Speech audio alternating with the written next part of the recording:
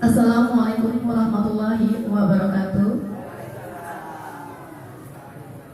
Yang terhormat Kepala Sekolah SDN 1 Selobu Padang, yang terhormat Bapak dan Ibu SDN 1 Sepadang. Alhamdulillah kita bisa berkumpul di sini. Saya calon guru penggerak angkatan 4, mau mensosialisasikan masalah referensi pendidikan nasional di Hajar Dewantara dan budaya positif.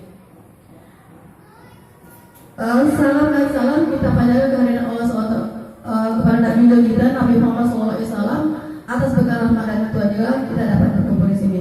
Baiklah, saya mulai dengan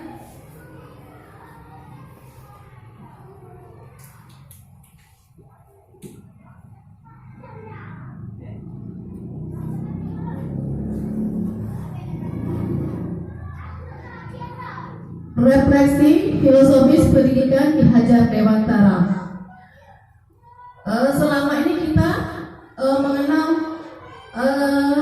Ki Hajar Dewantara, tanggal lahirnya dan sebagainya. Tapi kita belum tahu bagaimana pendidikan Ki Hajar Dewantara.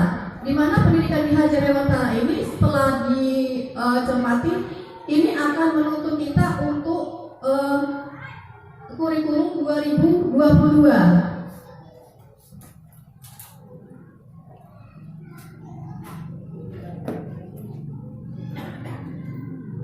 Dasar-dasar pendidikan Ki Hajar Dewantara.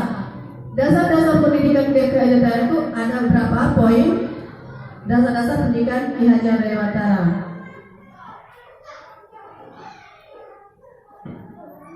Satu, dasar pendidikan Ki Hajar Dewantara itu menuntun pendidik itu hanya dapat menuntun tumbuh dan hidupnya kekuatan kodrat yang ada pada anak-anak agar dapat memperbaiki lakunya hidup dan tumbuhnya anak. Jadi tugas kita pendidik sini hanya menuntun. Jadi kita tidak berhak begini begitu, tapi kita menuntun tingkah laku anak, kedepannya anak.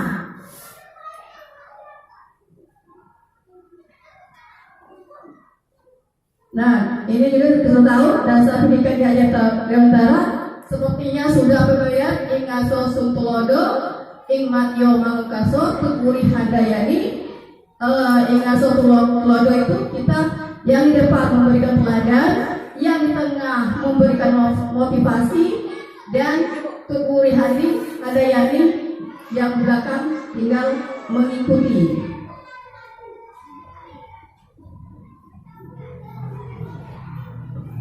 Dasar-dasar pendidikan Ki Hajar Dewantara, kodrat anak merdeka. Manusia merdeka adalah manusia yang hidupnya lahir dan batin tidak tergantung kepada orang lain, akan tetapi terhindar atas kekuatan sendiri. Maksud pengajaran dari pendidikan yang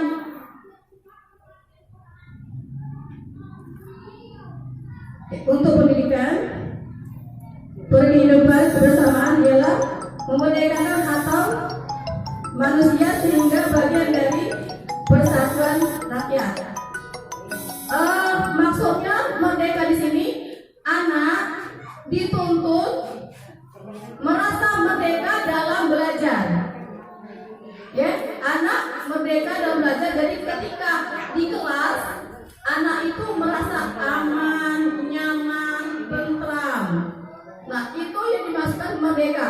Jadi jangan sampai anak itu merasa tertekan ketika mengikuti pelajaran kita. Itu maksud dari Ki Hajar Dewantara dengan kodrat anak merdeka. Kodrat pendidikan Ki Hajar juga kodrat anak bermain. Nah, mengapa sering ketika waktu di awal pelajaran kita sering mengajak anak bernyanyi, bermain. Nah, itu tujuan adalah untuk menyenangkan mereka. rasanya sudah senang, maka dia akan menerima pelajaran kita itu dengan baik.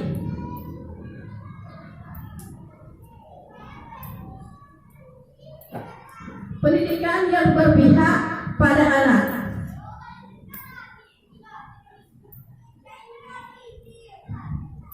Bebas dari segala ikatan, dengan suci hati mendekati sang anak, bukan untuk meminta sesuatu hak, melainkan untuk berhamba pada sang anak. Pokoknya pendidikan harus terletak di dalam pangkuan ibu bapak, karena dua orang yang dapat berhamba pada anak dengan semurni-murninya dan seikhlas-ikhlasnya, sebab cinta kasihnya kepada anak-anaknya boleh dibilang cinta tak terbatas. Jadi tujuannya di sini adalah apa yang kita lakukan, apa yang kita inginkan, apa tujuan kita itu semuanya untuk anak. Jadi dari pembelajaran yang kita mau capai itu adalah untuk anak.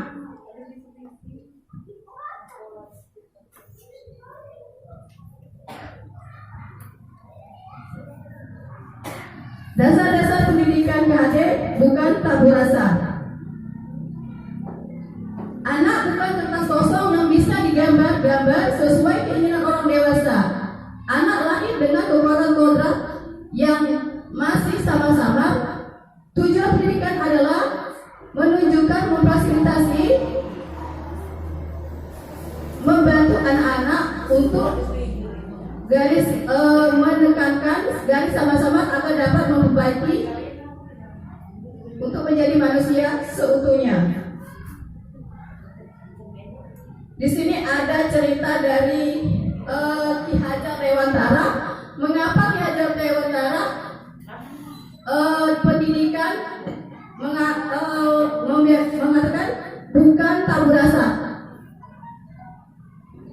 Pengalaman dari Ki Hajar Dewantara waktu beliau di Belanda, beliau yang diasingkan dari Indonesia ke Belanda, beliau ini mencari nafkahnya dengan membuat berita-berita, terus menulis berita-berita, karena dikejar untuk media, untuk beritanya. Maka ketika itu dia punya anak tersebut menangis terus karena emosinya.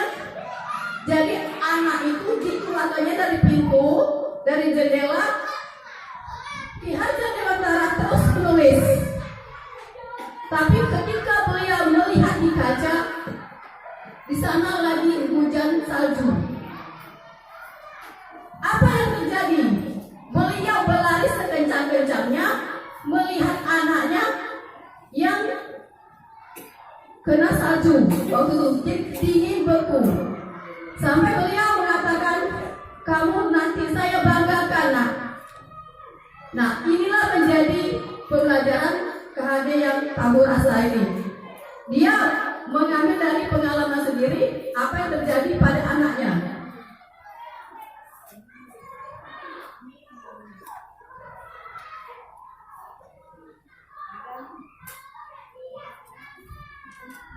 Dasar-dasar pendidikan KHD juga budi pekerti, yaitu cipta rasa, kasa, pekerti, tenaga, keseimbangan, selarasan dan hidup. Budi pekerti ini kayaknya sudah ada juga di kita, ya. Ya berusaha yang menanamkan tanah itu kan, menanam bibit-bibit, memilih bibit-bibit tanaman yang bagus, tanah yang bagus, tanaman yang bagus. Jadinya itu suatu penanaman budi pekerti pada anak. Jadi memang kita nanti tujuannya, harapannya seperti itu. Dari kurikulum 2002 nanti. Jadi penanaman budi pekertinya. Jadi pembelajaran kita juga nanti mungkin kita banyaklah prakteknya kan. Karena di situ kita penanaman budi pekertinya tahu kita.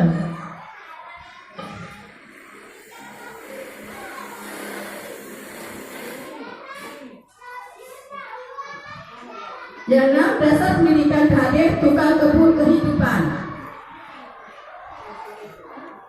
Tukang kebun kehidupan. Di sini maksudnya tukang kebun kehidupan, kita ini seperti petani. Anak-anak itu seperti padi. Jadi kita cuma menyiapkan bibit yang bagus, menyiram tanamannya, menyiram padinya, mencarikan pupuknya, mengalirkan airnya. Itu tugas kita.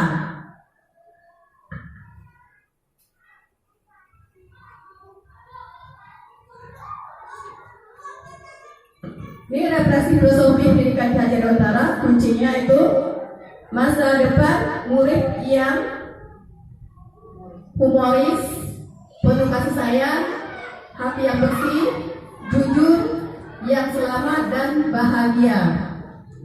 Masa kini pendidikan gotong royong, kolaboratif, reflektif, kritis. Yang masa lampau pendidikan yang menuntun.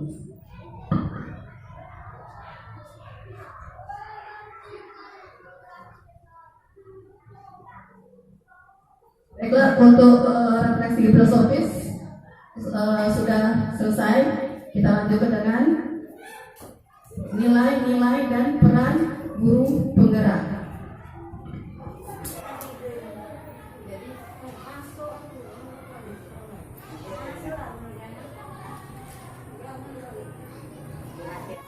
Baiklah, selanjutnya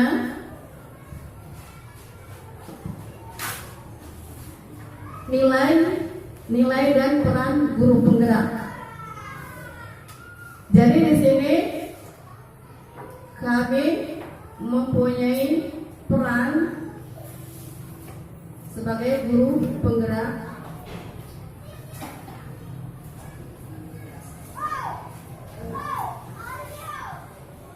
Itu pertama, itu peran guru penggerak itu pemimpin pembelajaran. Pemimpin pembelajaran berarti seorang guru penggerak menjadi seorang pemimpin yang menitik beratkan pada kompetensi yang terkait erat dengan pembelajaran seperti kurikulum, proses belajar, mengajar, asesmen, pengembangan guru serta komunitas sekolah. Itu peran guru penggerak yang pertama. Peran guru penggerak yang kedua,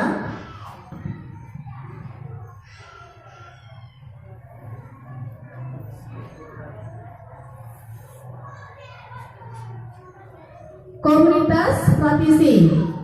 Seorang guru penggerak berpartisipasi aktif dalam membuat komunitas belajar untuk para rekan guru, baik sekolah maupun wilayahnya sendiri. Jadi ini yang diharapkan oleh Dirjen Pendidikan kepada kami.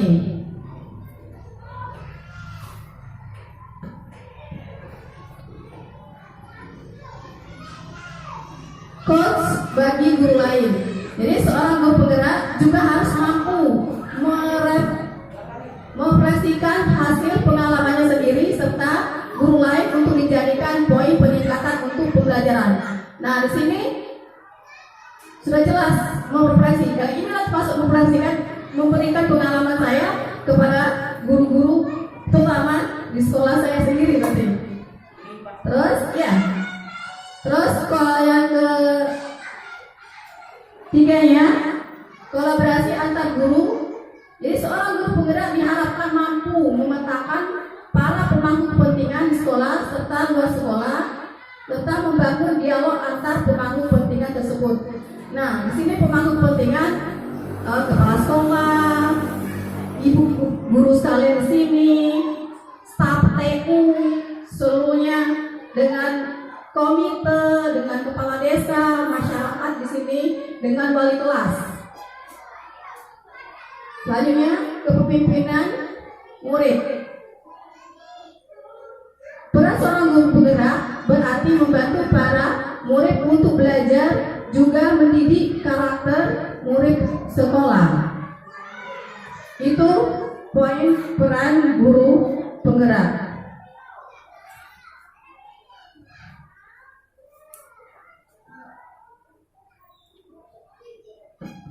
Nah, nilai-nilai guru penggerak.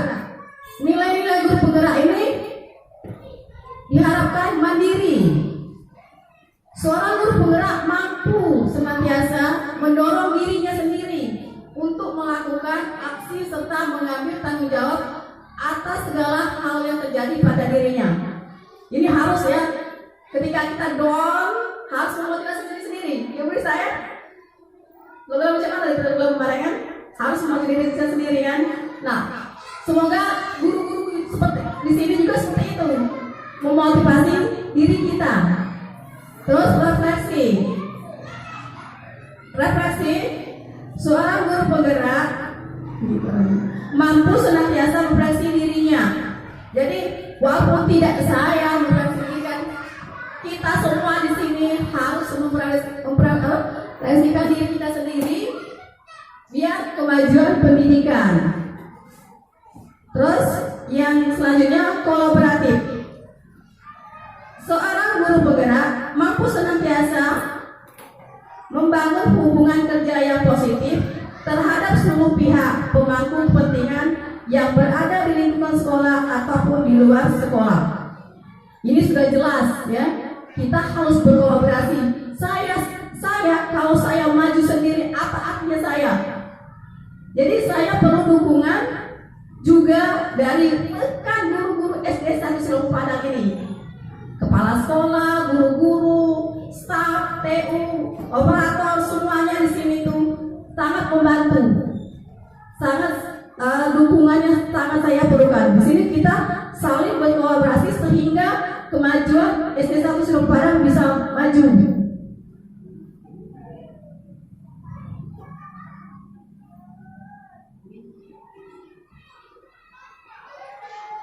Selanjutnya, inovatif. Seorang guru penggerak mampu senantiasa memunculkan gagasan baru dan tepat guna terkait situasi tertentu ataupun permasalahan tertentu. Selanjutnya, berpihak pada murid. Seorang guru penggerak selalu bergerak dengan mengutamakan kepentingan murid, perkembangan murid sebagai acuan utama.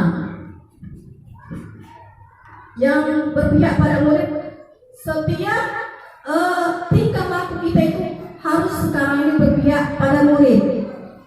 Makanya di sini disebut menghamba kepada anak.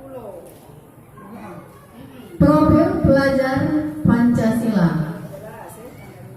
Ini ada beberapa poin profil pelajar Pancasila.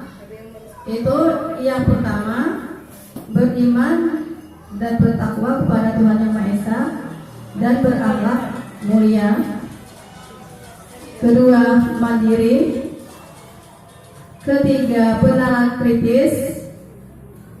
4, berkolaborasi, berkebinekaan global, bergotong royong, kreatif, bernalar kritis. Nah, di sini poin pertama, bertakwa kepada Tuhan Yang Maha Esa dan berakhlak mulia. Itu poinnya, akhlak beragama, akhlak pribadi, akhlak kepada manusia, akhlak kepada alam, dan akhlak kepada agama, beragama ya. Nah, di sini mandiri, harapannya itu anak itu pemahaman diri dan situasi regulasi. Nah, benaran kritis, poinnya memperoleh dan memproses informasi dan gagasan, menganalisis dan mengevaluasi penalaran, merefleksi dan mengevaluasi pemikiran sendiri. Berkebinekaan global.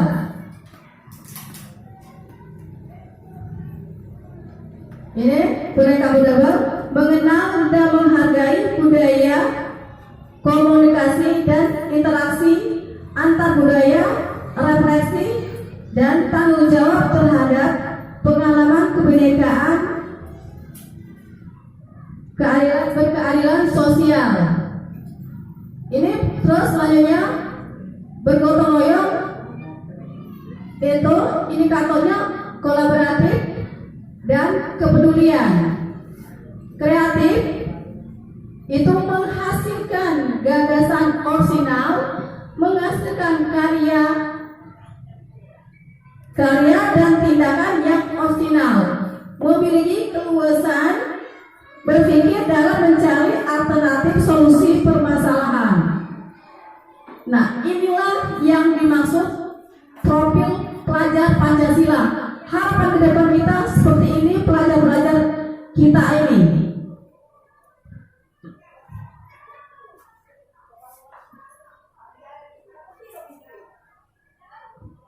Nah, di sini ada visi guru penggerak.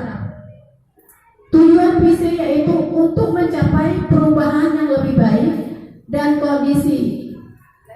Ya, dari kondisi ini visi membantu kita untuk melihat kondisi saat ini sebagai garis start dan garis finish, bahkan sebelum ia benar-benar berjalan melintasi jalur lari tersebut. Itu maksud visi penggerak kami, guru penggerak.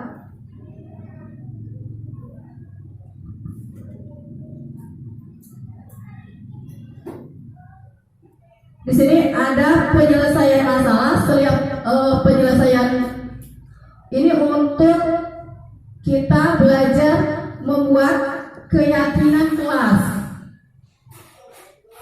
Nah, ini pendekatan inquiry apresiatif, ya, yang disebut tahapan kerja.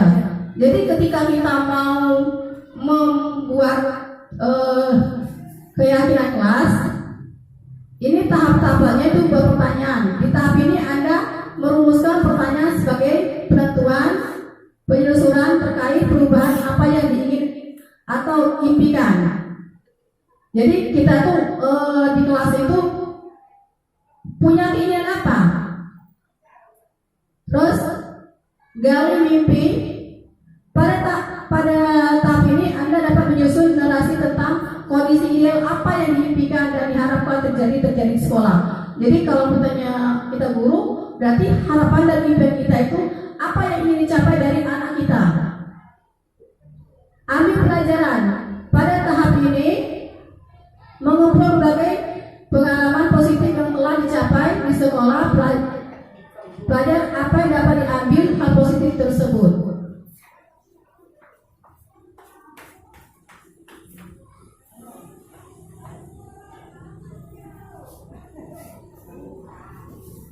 Jabarkan rencana. Tahap ini Anda dapat merumuskan rencana tindakan tentang hal-hal yang penting apa yang perlu dilakukan untuk mewujudkan visi. Atur eksekusi. Di bagian ini Anda merumuskan langkah-langkah yang akan diambil, siapa yang akan terlibat, bagaimana strateginya. Jadi sama seperti kita, ini visi kita, keinginan kita, kemauan kita untuk kemajuan kelas kita.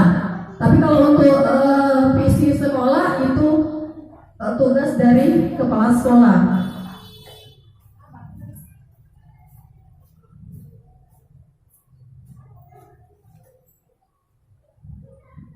Nah, ini materi modul 1.4 budaya positif. Untuk membangun budaya positif, sekolah perlu menyediakan lingkungan yang positif, aman, dan nyaman agar murid mampu berpikir, bertindak, dan menciptakan dengan merdeka, mandiri, dan bertanggung jawab.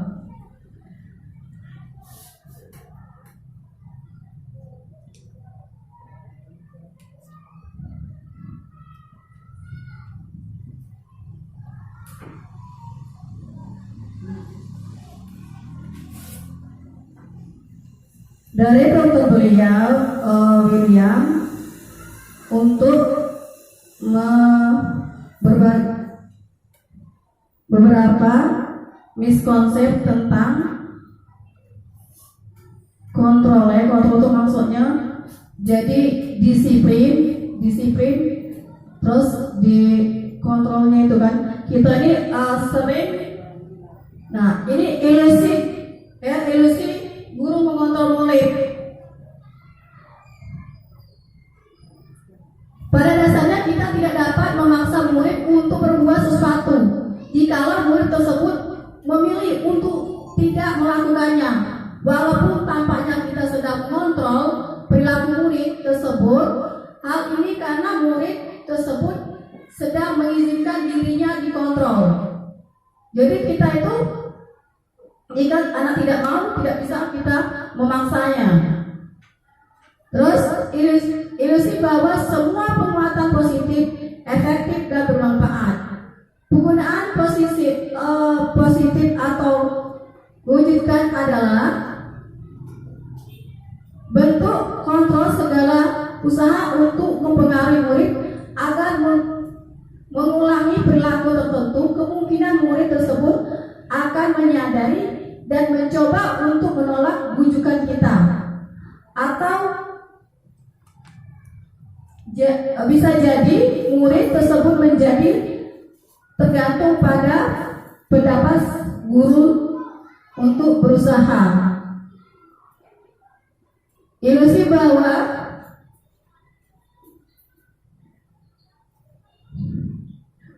kritik dan membuat orang merasa bersalah dapat menguatkan karakter. Mereka belajar untuk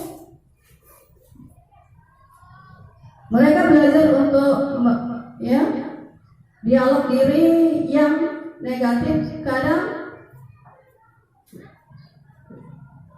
kita selanjutnya, ilusi orang dewasa memiliki hak untuk memaksa. Nah, sini sekarang kadang sering kita lakukan bahwa kita anak harus seperti ini loh, anak harus seperti ini. Ya, ini kadang kita seperti sering memaksa, padahal kita tidak perlu dilakukan hal-hal yang seperti ini.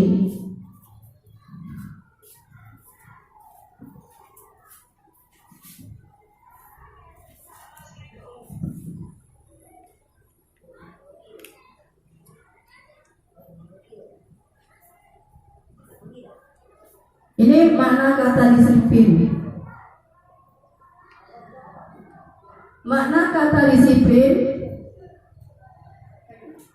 dimaknai menjadi sesuatu yang dilakukan seseorang pada orang lain untuk mendapatkan kepatuhan. Kita cenderung menghubungkan kata disiplin dengan ketidaknyamanan.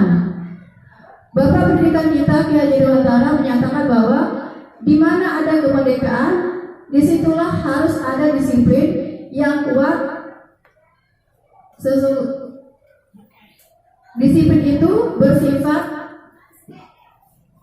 disiplin, yaitu kita sendiri yang mewajibkan dengan sekeras-kerasnya. Tetapi itu sama saja jikalau kita tidak cakap melakukan diri sendiri, masuk di situ wajiblah penguasa lain untuk mendisiplinkan diri kita. Jadi maksudnya di sini disiplin itu sebenarnya harus tertanam dari diri kita sendiri. Tetapi seandainya kalau tidak ada disiplin di dalam diri kita, maka kita harus orang lain untuk mendisiplinkan kita. Makanya kalau dibuat dengan peraturan, ya.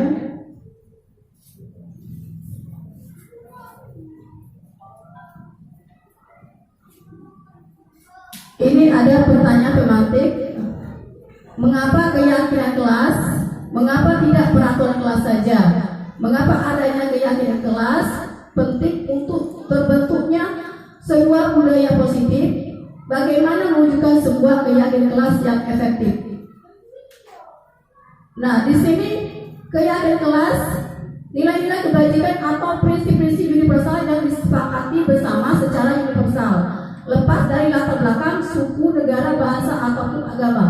Berarti di sini maksudnya itu tuh kita kalau di kelas membuat keyakinan kelas dengan anak. Jadi kita tuh bermusyawarah dengan anak. Ini loh keyakinan kita bersama. Apa yang ingin kalian yakini bersama? Tapi ketika kalian tidak meyakini, apa yang akan terjadi? Nah, itu mengapa ada keyakinan kelas? Pembentukan keyakinan kelas. Keyakinan kelas bersifat lebih abstrak daripada peraturan yang lebih rinci dan konkret. Keyakinan kelas berupa pernyataan-pernyataan universal. Pernyataan saat keyakinan kelas senantiasa dibuat dalam bentuk positif. Keyakinan kelas hendaknya tidak terlalu banyak sehingga mudah diingat dan dipahami oleh semua warga kelas. Keyakinan kelas setidaknya sebaiknya sesuatu yang dapat diterapkan di lingkungan tersebut. Semua warga kelas hendaknya ikut berkontribusi dalam pembuatan keyakinan kelas lewat kegiatan curah pendapat. Bersedia meninjau kembali keyakinan kelas dan waktu ke waktu. Saya kira jadi peraturan itu sepertinya selalu menekan, jangan begini, awas nah. Jadi kita tuh diganti dengan jangan, awas, seperti mengancam seperti itu. Nah, diganti dengan pembentukan keyakinan kelas. Misalnya kita, ayo waktu istirahat baru makan, atau pokoknya keyakinannya itu bersama seperti kita guru, ya kesepakatan tapi tidak memaksa seperti itu. Seperti itu tadi itu harus seperti di kelas. Keyakinannya kita harus HP-nya bisa hilang dulu, aturannya kan seperti itu kan, keyakinan bersama aturannya kan.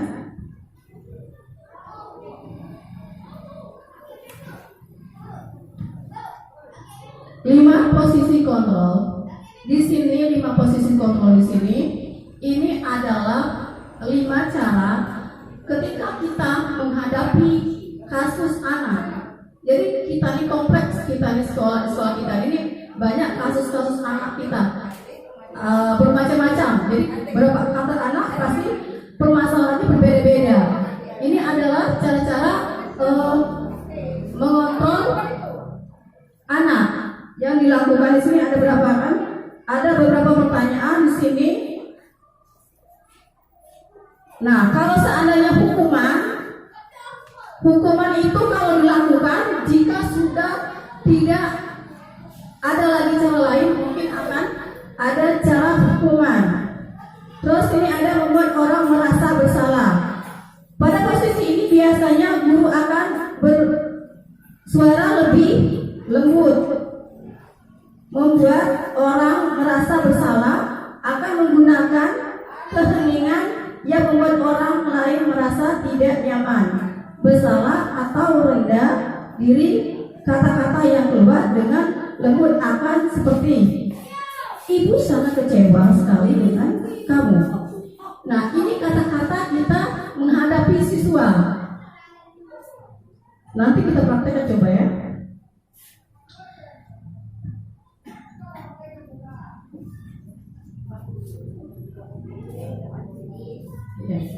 Nah, di sini ada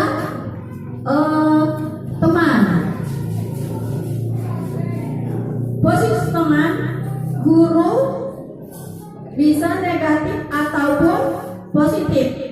Positif di sini berupaya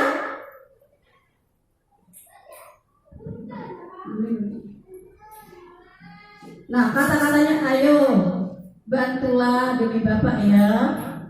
Nah, jadi itu posisi teman. Di sini ada monitor atau pemantau. Posisi pemantau berdasarkan pada peraturan dan konsekuensi. Dengan menggunakan sanksi konsekuensi, kita dapat memisahkan hubungan pribadi kita dengan murid sebagai seorang yang menjalankan posisi pemantau. Pertanyaan yang diajukan soal pemantau, pertanyaannya, persyaratannya apa? Apa telah kamu lakukan? Sanksi atau konsekuensi apa? Nah, selanjutnya dari posisi manajer. Nah, di sini kata-katanya apa kita yakin, kembali keyakinan kelas. Nah, jadi di sini manajer itu menanyakan tentang anak, tentang keyakinan kelas yang sudah dibuat.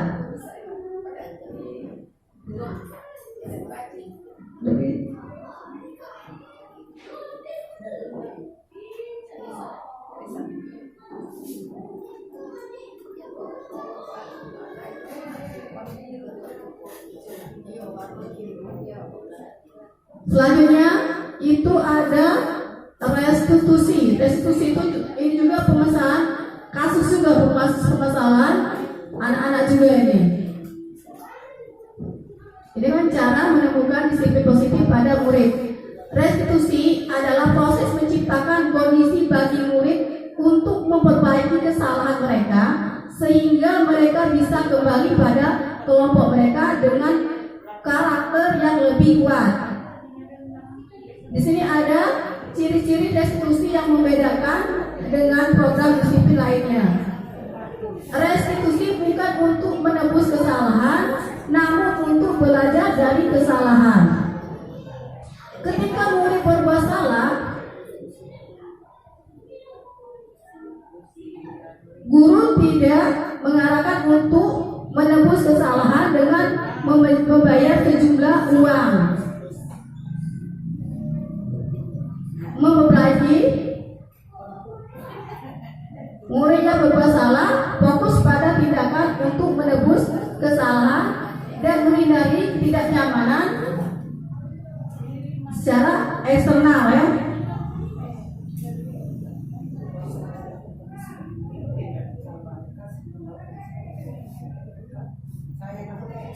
Selanjutnya, restitusi memperbaiki hubungan. Restitusi adalah proses refleksi dan pemulihan. Proses ini menciptakan kondisi yang aman bagi murid untuk menjadi jujur pada diri mereka sendiri dan mengevaluasi dampak dari tindakan mereka pada orang lain. Ketika merasa proses pemulihan dan evaluasi diri telah selesai, mereka bisa mulai berpikir tentang apa yang bisa dilakukan untuk menebus kesalahan mereka pada orang yang mengajari korban. Selanjutnya, restitusi adalah jawaban bukan paksaan.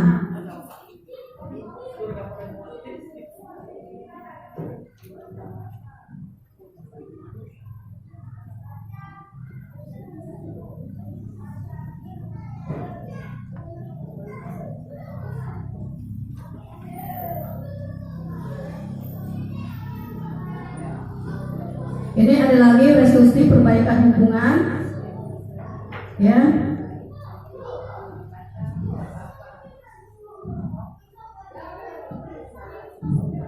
Itu ya, restitusi adalah jawaban bukan paksaan tadi.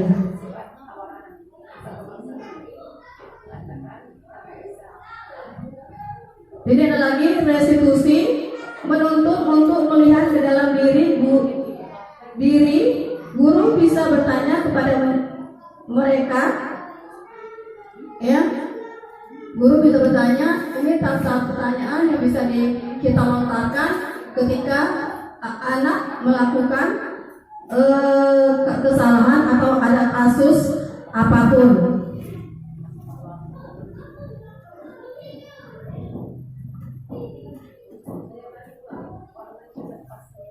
Ya, restitusi pada fokus pada solusi. Inilah restitusi untuk menyelesaikan permasalahan kasus anak. Nah, segitiga restitusi itu segitiga restitusi. Satu itu menstabilkan identitas. Jadi setiap orang pasti pernah melakukan kesalahan. Maksudnya di sini pertanyaan kita kepada anak itu setiap orang pasti pernah melakukan kesalahan. Terus, ya, kamu bukan satu-satunya yang pernah melakukan kesalahan. Selanjutnya, validasi tindakan yang salah. Jadi validasi tindakan yang salah itu kita menanya kepada anak, kamu tentu punya alasan mengapa melakukan itu. Itu, adakah cara lebih efektif untuk mendapatkan apa yang kamu butuhkan? Menanyakan keyakinan, itu ya, menanyakan keyakinan tadi. Keyakinan apa yang telah kita sepakati. Kamu ingin menjadi orang yang seperti apa? Itulah beberapa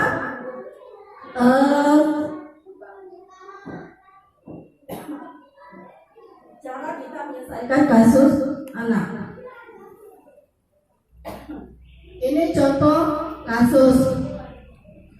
Guru matematika dan wali kelas 8, Ibu Santi sakit sehingga tidak dapat masuk dan mengajar. Akhirnya dicarikan guru pengganti. Ibu Eni baru 2 tahun menjadi guru SMP. Beberapa murid perempuan, Pipi dan Natali, mengetahui hal ini dan mulai menggunakan kesempatan dan bersikap seenaknya, tertawa dan tidak mengindahkan kehadiran Ibu Eni. Ibu Eni mencoba mendekati kedua murid perempuan tersebut dan menegur mereka berlaku tidak pantas.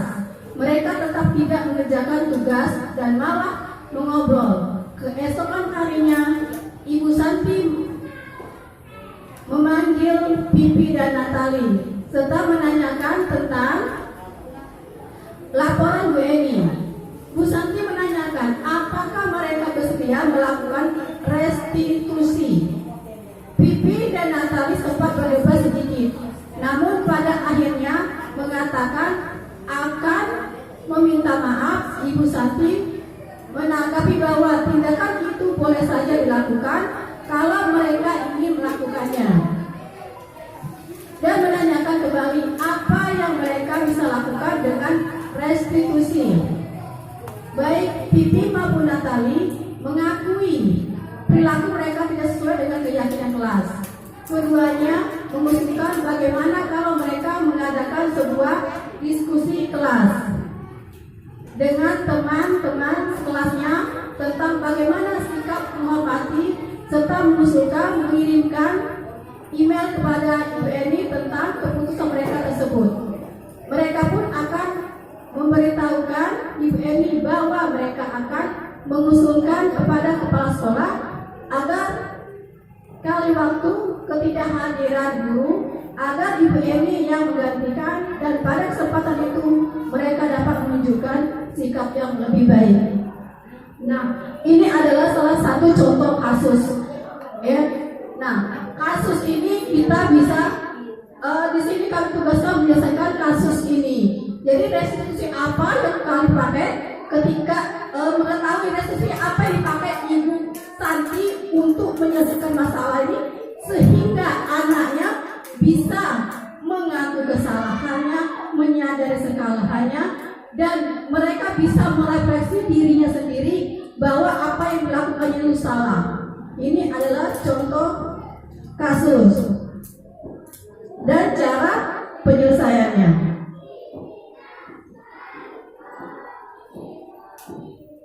Baiklah, terima kasih Bapak Ibu yang telah bersedia membantu saya mensosialisasikannya, dan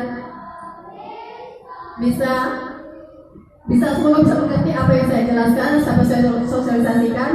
Saya akhiri dengan wassalamualaikum warahmatullahi wabarakatuh. Terima kasih.